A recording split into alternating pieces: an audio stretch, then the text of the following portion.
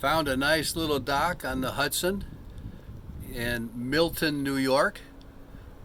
Short little walk up to the town.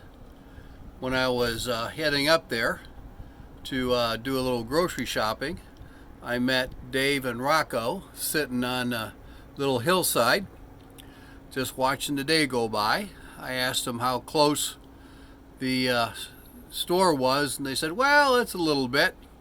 Dave ended up giving me a bit of a ride up to the grocery store, and where I bought a few necessities.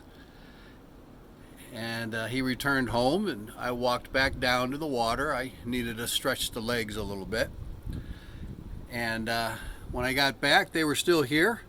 So I stowed my stuff in the cooler and everything, grabbed my lawn chair and my can of mixed nuts, and joined them up in the hillside.